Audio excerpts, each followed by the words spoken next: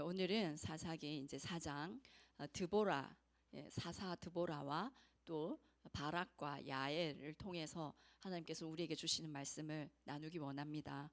1절을 보시면요, 에훗이 죽으니 이스라엘 자손이 또 여호와의 목전에 악을 행하매라고 말씀하고 있습니다. 이스라엘 자손들이 또 여호와의 목전에서 악을 행하였습니다. 그런데 이 문장 앞에 보시면 에훗이 죽으니 라고 적혀 있죠. 에훗이 죽으니 백성들이 하나님 앞에 악을 행하였습니다. 이것을 보면서 좋은 지도자가 살아있는 것이 얼마나 중요한가 하는 걸 알게 됩니다. 제가 영적으로 잠들지 않고 깨어 있어야 여러분들도 범죄하지 않고 하나님의 말씀대로 살아갈 수가 있는 것이고, 한국 교회에 그런 지도자들이 영적으로 깨어 있고 살아 있어야 한국 교회 성도들이 말씀대로 하나님을 경외하며 살아갈 수 있는 줄 믿습니다. 그래서 우리 한국 교회 지도자들과 저를 위해서 깨어 있도록 기도를 해주시기를 축복합니다. 그리고 우리 모두가 나 자신, 나 한 사람의 영혼이 죄 안 짓고 사는 그것이 목표가 아니라 에훗처럼 나로 인해서 다른 사람들이 범죄하지 않게 되고, 나로 인해서 다른 사람들이 하나님을 경외하고 말씀대로 살아가게 되는 그런 선한 영향력을 발휘하는 저와 여러분들이 되기를 원합니다. 1절에 다시 보시면 여호와의 목전에 악을 행하매, 이 문장은 사사기에서 반복해서 자꾸 나오는 그런 구절입니다. 범죄하고 하나님께 징계를 받고, 그래서 회개하고, 그래서 구원을 받고, 그렇게 평안하다가 잊어버리고 또 범죄하고, 요 사이클이 반복되는데 지금 이스라엘이 또 그렇게 하고 있습니다. 그런데 여러분 1절 보시면 여호와의 목전에 라고 말씀하고 있습니다. 여러분, 우리는 하나님의 목전에 있음을 항상 기억하기 원합니다. 하나님 눈앞에서 악을 행했다라고 말씀하고 있습니다. 하나님이 항상 보고 계신다는 것이죠. 잠언 15장 3절 큰 목소리로 한번 읽어볼까요? 시작. 여호와의 눈은 어디서든지 악인과 선인을 감찰하시느니라. 아모스 9장 8절도 한번 읽어보겠습니다. 시작. 보라, 주 여호와의 눈이 범죄한 나라를 주목하노니 내가 그것을 지면에서 멸하리라. 여호와의 말씀이니라. 여기 보시면 여호와의 눈은 어디서든지 악인과 선인을 감찰하시느니라. 여호와의 눈이 어디서든지 보고 계신다, 감찰하고 계신다는 것입니다. 여호와의 눈이 범죄한 나라를 어떻게 하신다고요? 주목하신다. 하나님은 의인이든 악인이든 어떠한 나라이든 항상 보고 계신다, 주시하고 계신다는 겁니다. 그래서 아무도 없는 것 같아도 그게 없는 게 아니라는 건 여러분 아시죠? 하나님이 항상 보고 계신다는 거 여러분 아시죠? 그래서 아무도 없는 자리에서 아무도 안 보겠지 하고 내 마음대로 이렇게 행동하는 그것은 너무나 어리석은 것인 거를 여러분 이제는 아실 줄 믿습니다. 하나님은 불꽃 같은 눈으로 감찰하시는 분이시며, 우리의 마음의 중심까지 훤히 보시고 꿰뚫어 보시는 그 하나님 앞에서 악을 행하는, 범죄하는 어리석은 자가 이 자리에는 없기를 간절히 원합니다. 여호와의 목전에서 선을 행하는 자로 발견되는 우리가 되기를 원합니다. 선인으로 감찰되는 그런 우리가 되기를 원합니다. 2절 같이 읽어보겠습니다. 시작. 여호와께서 하솔에서 통치하는 가나안 왕 야빈의 손에 그들을 파셨으니 그의 군대 장관은 하로셋 학고임에 거주하는 시스라요. 하나님께서요, 하나님 눈앞에서 악을 행하는 이스라엘 백성들을 하솔에서 통치하는 이 가나안의 왕 야빈의 손에 넘기십니다. 이 야빈은 이제 그런 바로 또 야빈, 헤롯 이런 왕의 이름입니다. 그죠? 그래서 이 하솔은 이미 여호수아가 가나안 땅을 정복할 때 정복되었던 그런 땅인데요. 예, 여호수아에게 그때 패해서 완전히 그러니까 야빈도 죽임을 당하고 그 성읍 하솔도 파괴가 되었습니다. 그런데 그 파괴된 성읍이 이제 한 1세기가 지나면서 다시 아주 강성해져서 등장하는 거예요. 그러면서 강력한 세력이 되어서 이스라엘을 괴롭히는 그런 이제 세력이 되었습니다. 하나님께서 이스라엘이 범죄하니까 하나님께서 이 하솔이 강성해지고 또 이스라엘을 핍박하는 것을 허락하신 거예요. 그래서 범죄한 이스라엘이 정신을 차리고 회개하고 돌아오기를 하나님 원하셨습니다. 이 사사기를 읽으면서 또 성경 전체에서 하나님께서 자기 백성들이 하나님께로 돌아오기를 원하시는 그 하나님의 열정, 그 하나님의 집념, 이것은요 어떻게 우리가 막을 수가 없는 굉장히 강력한 열정이요 집념인 것을 깨닫게 됩니다. 절대 자기 백성을 버리지 않는 하나님, 절대 포기하지 않는 하나님, 반드시 어떻게 해서든 하나님께로 돌아오게 하시는, 너무나 우리를 사랑하시는 우리 하나님이심을 이 사사기를 통해서도 발견하게 됩니다. 자, 이렇게 이 야빈에게 극심한 박해를 받게 되자 이 이스라엘 자손들이 어떻게 했냐면 하나님께 간절히 부르짖었습니다. 자, 이게 부르짖었을 때 하나님께서 어떻게 해주셨냐면 4절을 같이 한번 읽어보겠습니다. 시작. 그때 라피도세 아내 여선지자 드보라가 이스라엘의 사사가 되었는데, 이 이스라엘의 이 부르짖는 간절한 그 목소리를 들으시고 하나님께서 사사를 세우셨는데 라피도세 아내 여선지자 드보라라고 소개하고 있습니다. 여기 본문을 잘 보시면 라피도세 아내라고 쓰여져 있습니다. 그런데 또 여선지자라고 말씀하고 있습니다. 그리고 원문에서는요 빠뜨린 단어가 또 하나 있어요. 이샤, 여자라는 단어이거든요. 그래서 직역을 하면 라피도세 아내 여선지자 여자 드보라입니다. 여자 드보라가 이스라엘의 사사가 되었는데 라고 말씀하고 있습니다. 드보라가 여자 사사라는 걸 강조하고 있는 것이죠. 철병거 900대를 가지고 있는 하솔 왕 야빈의 세력을 물리치고 이스라엘을 구원한 사사가 여자 드보라였다라고 지금 말씀하고 있는 것입니다. 당시 여자는요 인권이 없었습니다. 제가 말씀드린 것 같은데 유대인들이 아침에 일어나면 3가지 감사를 했습니다. 하나님, 이방인으로 태어나지 않게 해주셔서 감사합니다. 하나님, 종으로 태어나지 않게 해주셔서 감사합니다. 하나님, 여자로 태어나지 않게 해주셔서 감사합니다 라고 감사 기도를 했다라고 합니다.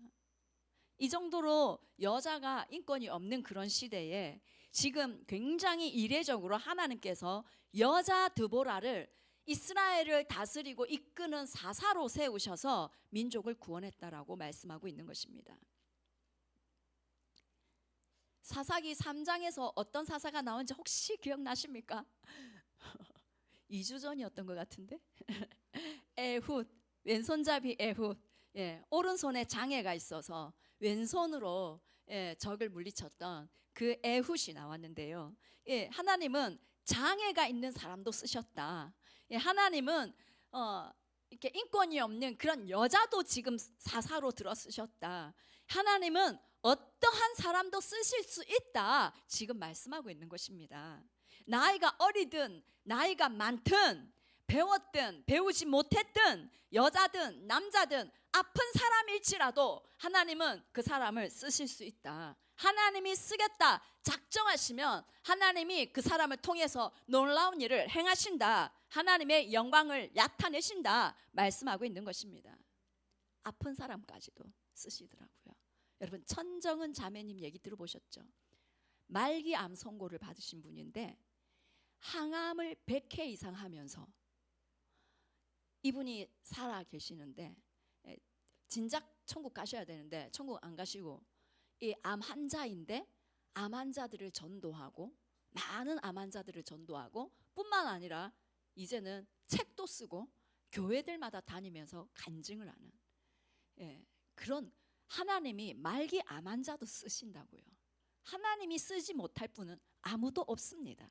하나님은 저도 쓰실 수 있고 우리 모두도 쓰실 수 있다. 아멘. 예. 하나님은 우리 세 가족도 쓰실 수 있다. 아멘. 예. 자, 5절 같이 읽겠습니다. 시작. 그는 에브라임 산지 라마와 베델 사이 드보라의 종려나무 아래에 거주하였고 이스라엘 자손은 그에게 나아가 재판을 받더라.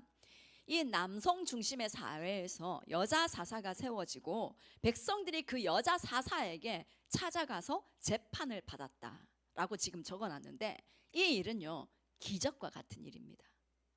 예. 백성들이 이 여자 드보라를 사사로 인정하고 지도자로 믿고 따랐다는 거예요. 어떻게 이렇게 백성들에게 엄청난 이 신뢰를 받을 수 있었을까요? 남성 사사보다 몇 배로 어떻게 신뢰가 가야 지금 이렇게 될 수 있지 않겠습니까? 4절을 다시 보시면 여 선지자 드보라라고 말씀하고 있습니다. 이 드보라가 선지자였다라고 말씀하고 있습니다. 선지자는 어떤 사람입니까? 하나님의 음성을 들을 수 있는 사람, 하나님의 지혜와 지식의 은사가 부어져 있는 사람. 그래서 하나님이 주시는 말씀을 전하고 하나님이 하게 하라 하시는 그것을 전하는 그 사람이 선지자입니다, 여러분. 예, 이 드보라가 가지고 있는 하나님의 지혜와 계시가 너무 특별한 거예요. 하나님의 지식의 은사가 너무너무 특별한 거예요. 탁월했거든요. 그러니까 백성들이 이 드보라를 사사로 세운 것입니다. 사도행전 2장 17절 18절을 같이 한번 읽어보겠습니다. 시작. 하나님이 말씀하시기를 말세에 내가 내 영을 모든 육체에 부어주리니 너희의 자녀들은 예언할 것이요 너희의 젊은이들은 환상을 보고 너희의 늙은이들은 꿈을 꾸리라. 그때에 내가 내 영을 내 남종과 여종들에게 부어주리니 그들이 예언할 것이요. 성령이 오시면 이제 어떤 사람들은 성령이 오시면 주로 나타나는 현상이 방언을 받는다라고 말씀을 합니다. 그런데 이 성경을 보시면요, 성령이 오셨을 때 주로 지금 나타나는 현상이 뭡니까? 예, 예언입니다. 예언. 그죠? 네, 성경을 보시면 찾을 수 있죠. 자녀들이 예언할 것이고 젊은이가 환상을 보고 늙은이들이 꿈을 꾸고 또 남종과 여종을 하나님의 영 성령을 부어줄 것인데 그들이 예언할 것이요. 예, 하나님의 지혜와 계시가 성령이 부어진 사람들에게 임한다는 겁니다. 그러면 예, 예언이 풀어진다는 거예요. 특별한 은사가 아니라 예, 성령이 오시면 할 수 있습니다. 훈련이 안 돼서 그렇지 예, 할 수 있습니다. 그래서 이 하나님이 주시는 지혜와 계시로 분별하고 하나님의 뜻을 알고 그것을 선포하고 그래서 그것이 이루어지기를 기도하고 그렇게 하나님의 뜻을 이루어가는 그런 선지자적인 기름 부으심이 이 드보라에게 특별했고 이 드보라에게 있는 이 특별한 선지자적인 기름 부으심이 이 아인교회에 부어지기를 우리에게 부어지기를 간절히 소망합니다. 아멘. 6절 같이 읽겠습니다. 시작. 드보라가 사람을 보내어 아비노함의 아들 바락을 납달리 게데스에서 불러다가 그에게 이르되 이스라엘의 하나님 여호와께서 이같이 명령하지 아니하셨느냐 너는 납달리 자손과 스불론 자손 10,000명을 거느리고 다볼산으로 가라. 드보라가 하나님 말씀을 받았습니다. 그래서 바락에게 여호와께서 명령하셨다. 납달리 자손과 스불론 자손 중에 10,000명을 데리고 다볼산으로 가라. 하나님이 명령하셨다라고 바락에게 얘기해 줬습니다. 그런데 7절을 보시면 7절 또 한번 읽어보겠습니다. 내가 야빈의 군대 장관 시스라와 그의 병거들과 그의 무리를 기송강에서 이끌어 내게 이르게 하고 그를 내 손에 넘겨주리라 하셨느니라. 하나님께서 이 야빈의 군대 장관 시스라, 이 시스라와 그의 철병거들을 기송강으로 이끌어서 이 바락에게 이끌어서 가게 하시고 그를 네 손에 넘겨줄 것이다. 하나님께서 말씀하셨다라고 드보라가 바락에게 얘기합니다. 그런데 이 바락이 뭐라고 얘기하냐면 8절을 보십시오. 8절.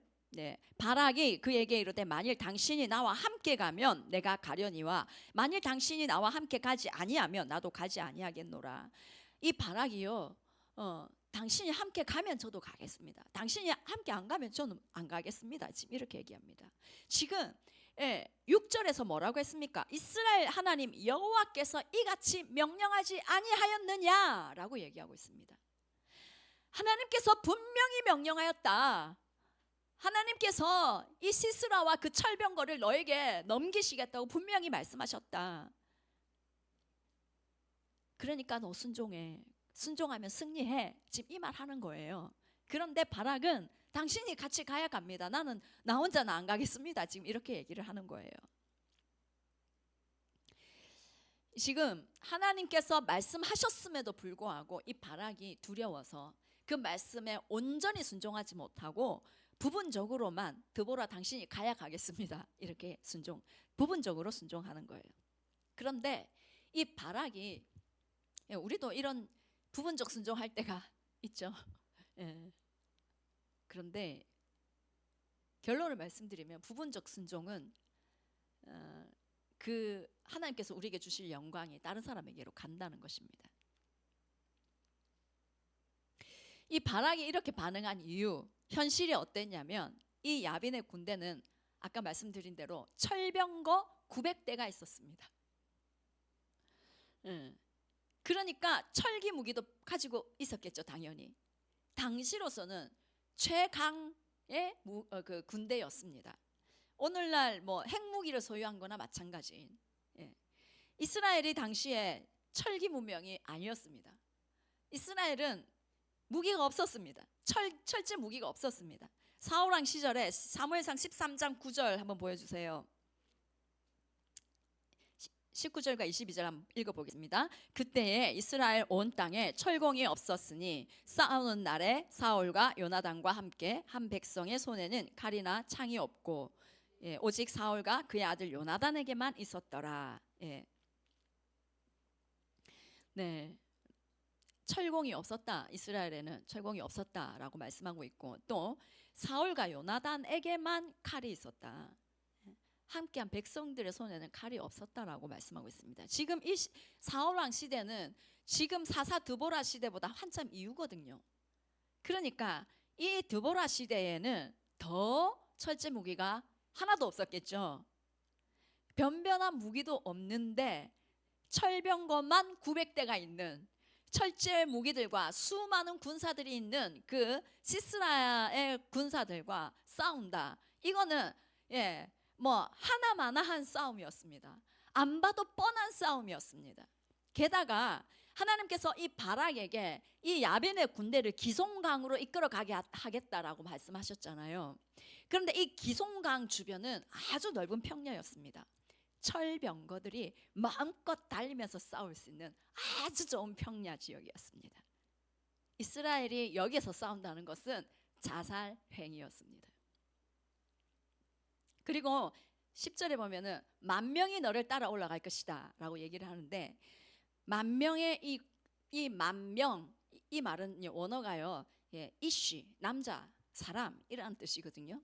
이쉬하는 여자고 이쉬는 남자입니다. 그러니까 군사가 아니다. 군인이 아닌 그냥 사람 그냥 남자다. 군사적인 훈련을 받지 못한 싸워본 경험이 거의 없는 뭐 20년 동안 그 야빈에게 그렇게 핍박과 고난만 받았는데 무슨 군사 훈련을 제대로 받았겠습니까? 오합지졸이었다 이 말이에요.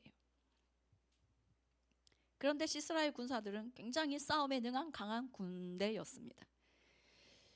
답이 안 나오는 인간적인 생각을 할 때 답이 안 나오는 전쟁. 그래서 이 바락은 그 드보라가 하나님의 말씀을 선포해 주었음에도 불구하고 온전히 믿지 못하고 온전히 순종하지 못하고 부분적으로 가겠다라고 이제 순종한 겁니다. 이러한 바락의 반응을 보면서 9절에서 드보라가 뭐라고 얘기하고 있는지 보겠습니다. 시작. 이르되 내가 반드시 너와 함께 가리라. 그러나 네가 이번에 가는 길에서는 영광을 얻지 못하리니 이는 여호와께서 시스라를 여인의 손에 파실 것임이라 하고 드보라가 일어나 바락과 함께 게데스로 가니라. 드보라가 이제 바락과 함께 가겠다. 그래, 내가 너와 함께 가겠다 해줍니다. 그런데 바락에게 뭐라고 예언을 하냐면 네가 이 전쟁에서는 영광을 얻지 못할 것이다. 여호와 하나님께서 시스라가 이제 군대 장관이니까 적장이잖아요. 시스라를 여인의 손에 넘기실 거다. 이렇게 지금 말씀하시는 거예요. 그래서 이제 드보라와 바락이 함께 가는데 하나님께서 왜 이 시스라를 여인의 손에 넘기겠다고 하신 것입니까? 이 바락의 부분적 순종을 기뻐하지 않은 것입니다. 온전히 믿지 못하는 상황을 바라보고 상황이 어렵다고 해서 상황을 바라보고 온전히 신뢰하지 하나님을 신뢰하지 못하는 그 사람에게 시스라를 넘겨주지 않겠다라는 겁니다. 여러분, 적을 하나님께서 우리에게 넘기시기를 원한다라면 우리가 하나님을 온전히 신뢰하는 그런 믿음이 있는 자가 되어야 할 것입니다. 네. 10절 같이 보겠습니다. 시작. 바락이 스불론과 납달리를 게데스로 부르니 10,000명이 그를 따라 올라가고 드보라도 그와 함께 올라가니라. 드보라와 이 바락이 함께 가는데 처음에 아까 드보라가 10,000명이 너와 함께 갈 거다 그렇게 얘기를 하셨잖아요. 그런데 아마 바락이 속으로 그런 생각을 할 거예요. 무슨 10,000명이 나를 따라오겠나? 20년 동안 하솔왕 야빈에게 그렇게 힘없이 핍박만 받던 이스라엘이 무슨 믿음이 있어서 나와 함께 싸우겠다고 10,000명이 일어나겠나? 뭐 이런 생각 안 했겠습니까? 그런데 싸우자 하고 전쟁의 나팔을 빰빠바바 하고 뭐 어떻게 불었겠죠. 나팔을 불었을 때 이 드보라가 예언한 대로 정확하게 10,000명이 모여듭니다. 하나님께서 싸우시겠다, 하나님께서 하겠다라고 작정하시면 하나님이 모든 걸 하시는 분이심을 여러분 믿으시기 바랍니다. 우리가 하는 거 아닙니다. 하나님이 하신다는 겁니다. 자, 이제 바락이 군대를 데리고 시스라와 함께 싸우러 온다라는 얘기를 시스라가 들었죠. 그래서 13절 한번 읽어볼게요. 시작. 시스라가 모든 병거 곧 철병거 900대와 자기와 함께 있는 모든 백성을 하루 셋 학고임에서부터 기송강으로 모은지라. 시스라가 이제 그 철병거 900대를 가지고 막강한 군사들과 함께 이제 기송강으로 모입니다. 이 시스라가 이제 바락의 군대를 완전히 전멸시키겠다라는 그런 확고한 의지를 가지고 기송강에 총집결 이제 시켰겠죠. 그런데 여러분, 뭐 기송강으로 오라 말하지도 않았는데 정말로 이 시스라의 군대가 기송강으로 이제 모인 거예요. 이것 또한 드보라를 통해서 하나님 말씀하신 그것이 정확하게 이루어진 것입니다. 14절 같이 읽겠습니다. 드보라가 바락에게 이르되 일어나라, 이는 여호와께서 시스라를 내 손에 넘겨주신 날이라. 여호와께서 너의 앞서 나가지 아니하시느냐 하는지라. 이에 바락이 10,000명을 거느리고 다볼산에 내려가니. 지금 이제 드보라가 바락에게 일어나라, 일어나라, 힘을 내서 일어나서 전진해라 지금 선포하고 있습니다. 여호와께서 너의 앞서 나가지 아니하시느냐라고 선포하고 있습니다. 저와 여러분이 이렇게 드보라처럼 하나님의 일하심을 미리 보고 그것을 미리 선포하는 그런 선지자적인 은혜가 있기를 원합니다. 예. 그 믿음의 선포에 이 바락과 군사들이 기송강으로 이제 철병거 900대를 향해서 이제 진격을 합니다. 자, 그런데 15절 같이 읽겠습니다. 여호와께서 바락 앞에서 시스라와 그의 모든 병거와 그의 온 군대를 칼날로 혼란에 빠지게 하심에 시스라가 병거에서 내려 걸어서 도망한지라. 맨 앞부분 보시면 여호와께서 바락 앞에서, 바락이 잘 싸운 게 아니다, 여호와께서 바락 앞에서 싸우셨다라고 지금 말씀하고 있습니다. 하나님께서 허락하신 전쟁은요, 하나님이 우리 앞에서 직접 싸우심을 여러분 기억하시기를 원합니다. 그래서 이 시스라의 군대가 혼란에 빠졌는데요. 하나님께서 이 기손강에 폭우를 내리십니다. 이 기손강에 폭우를 내리게 하셔서 이 평야에 바닥이 전부 진흙 바닥이 다 되게 하십니다. 그래서 이 철병거들이 아무짝에 쓸모가 없게끔 만들어 주십니다. 그래서 어떻게 되냐면 시스라가 그 병거에서 내려서 걸어서 도망을 갑니다. 하나님의 지혜를 누가 뭐 이렇게 예상이나 했겠습니까?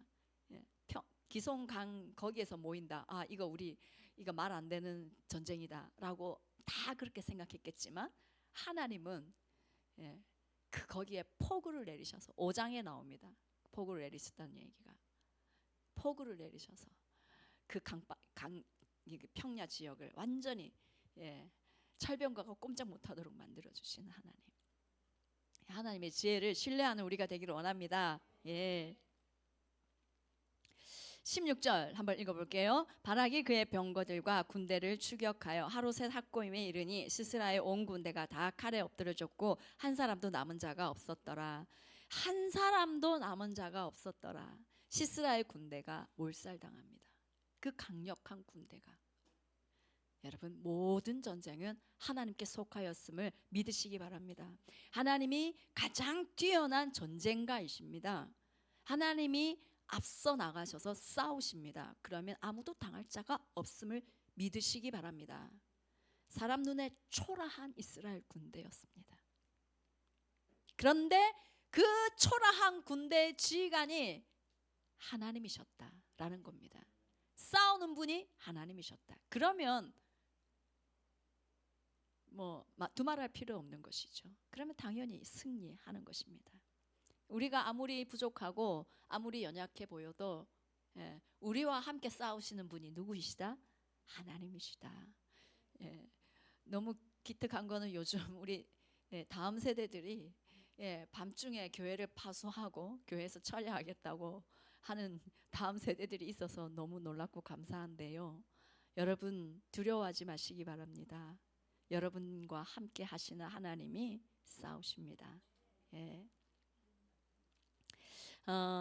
시스라가 도망을 하다가 겐 사람 헤벨의 아내 야엘의 장막에 들어갑니다. 이제 겐 사람 이 헤벨과 하솔 왕 야빈 사이에 이제 화평이 있었다라고 이렇게 17절에 얘기를 하고 있거든요. 그러니까 우호적으로 이제 지낸 그런 관계가였다라는 것입니다. 그래서 이 시스라가 이제 이 집에 도망을 갔죠.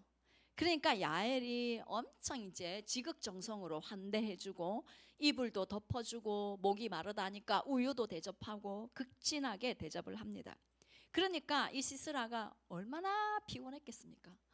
이제 이 야엘의 정성스러운 이 보살핌을 보면서 마음을 푹 놓고 깊은 잠에 빠집니다. 그랬을 때 21절 같이 읽겠습니다. 시작. 그가 깊이 잠드니 헤벨의 아내 야엘이 장막 말뚝을 가지고 손에 방망이를 들고 그에게로 가만히 가서 말뚝을 그의 관자놀이에 박음에 말뚝이 꿰뚫고 땅에 박히니 그가 기절하여 죽으니라. 야엘이 말뚝을 이 적장 시스라의 관자놀이 여기에다가 이렇게 아마 자고 있었던 것 같아요. 그 여기에다가 말뚝을 방망이로 박아서 이 적장을 죽입니다.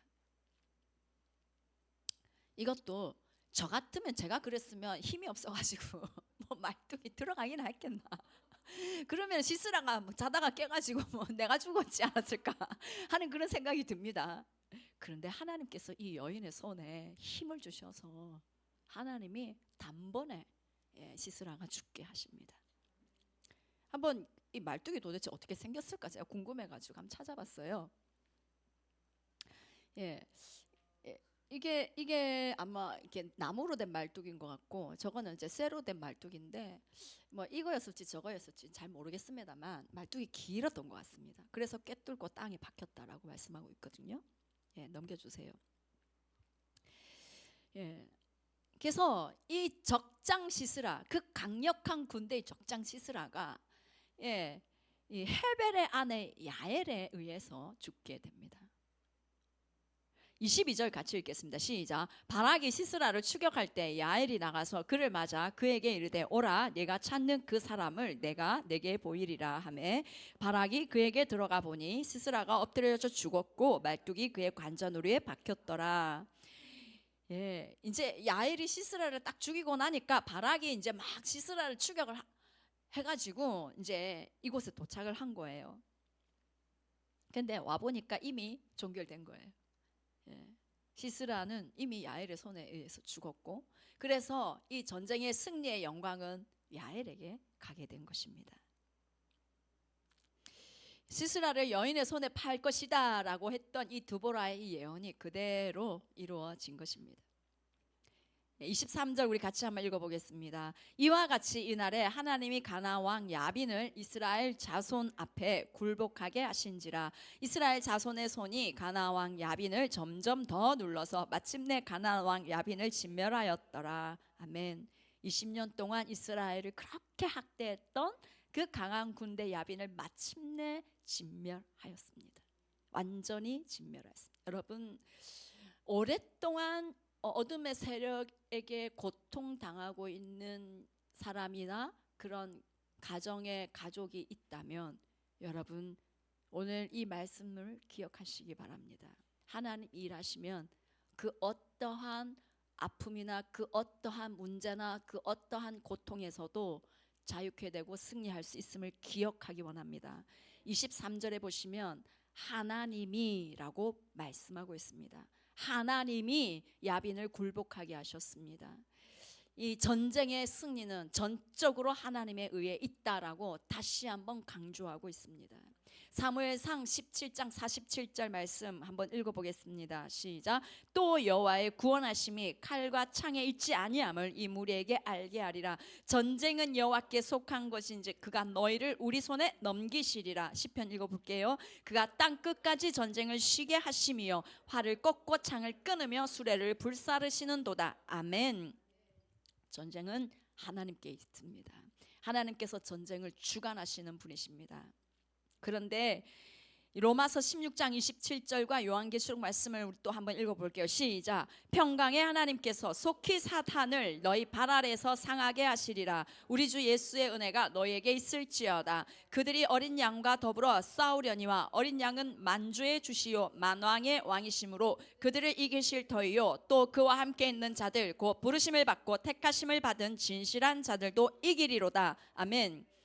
하나님은 말씀을 통해서 분명하게 말씀하고 계십니다. 로마서 말씀에 사탄을 너희 발 아래 상하게 하시리라 말씀하셨고, 요한계시록에 만왕의 왕 만주의 주께서 그들을 이기실 것이다 라고 말씀하셨고, 또 그와 함께 있는 자들 부르심을 받고 택하심을 받은 그 진실한 그 모든 자들도 어린 양께서 이기신 것처럼 이기게 될 것이다 라고 말씀은 분명하게 말씀하고 있습니다. 성도의 승리는, 사단의 패배는 번복되지 않는 하나님의 결정입니다. 이미 결정되어 있습니다. 1.1핵도 변함없이 이 말씀은 성취될 것입니다. 그러면 오늘 이 본문에 이스라엘과 이 하솔의 전쟁을 하나님께서 승리로 종결시킨 그 원동력이랄까요? 그건 뭘까요? 3절을 다시 우리 한번 봅시다. 3절을 같이 한번 읽어볼게요. 3절 시작. 야빈 왕은 철병거 900대가 있어 20년 동안 이스라엘 자손을 심히 학대했으므로 이스라엘 자손이 여호와께 부르짖었더라. 이스라엘 자손의 부르짖음을 들으시고 하나님께서 전쟁하셨습니다. 부르짖는 우리가 되기를 원합니다. 부르짖지 않은데 하나님 전쟁하시고 승리 주시고 그러지 않았습니다. 부르짖을 때에 하나님께서 그 부르짖음을 들으시고 전쟁하셨습니다. 이 도시를 위해서, 여러분들의 가정을 위해서, 우리가 전도하기 원하는 그런 또 VIP를 위해서, 어둠의 세력에 지배당하고 있는 모든 고통당하는 자들을 위해서 우리가 부르짖을 때에 그 부르짖는 소리를 들으시고 하나님은 전쟁하십니다. 그리고 적이 굴복하게 하십니다. 진멸하시는 하나님이십니다. 그런데 여러분, 오늘 이 사사기 4장에서 쓰임 받았던 영광을 얻었던 이 사람들 다시 한번 기억해 봅시다. 랍비돗의 아내 여선지자 드보라, 헤벨의 아내 야엘, 둘 다 여성이고요. 또 두 분의 공통점은 누구누구의 아내, 아주머니였습니다. 아무도 주목하지 않는 그런 분들일 수 있는데 하나님께서 이분들을 이스라엘의 사사로, 적장을 죽이는 강력한 군사로 하나님께서 사용하셨습니다. 우리 교회 아주머니 성도님들 강력한 군사로 하나님께서 쓰실 것을 선포합니다. 적장을 죽이고 나라를 살리는 드보라와 야엘같이 쓰임 받을 것을 축복합니다. 특별하지 않아도 겉으로 보기에는 이스라엘처럼 너무나 초라하게 보인다 할지라도 하나님이 하시면 승리한다는 거예요. 그리고 우리 다음 세대들, 우리 아이네 모든 가족들 드보라로 쓰임 받기를 축복하고 야엘로 쓰임 받기를 축복합니다.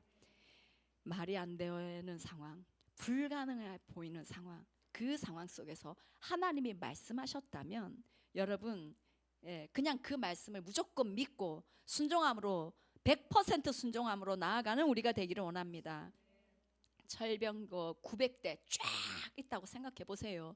얼마나 두렵겠습니까? 하지만 철병거 900대하고는 비교가 되지 않는 하나님, 그리고 하나님의 군대를 바라보는 믿음의 눈이 있기를 축복합니다. 그래서 하나님께서 앞서 싸우셔서 승리하게 되는 그 영광을 우리 모두가 누리게 되는 은혜가 있기를 원합니다. 아멘. 우리 찬양하겠습니다.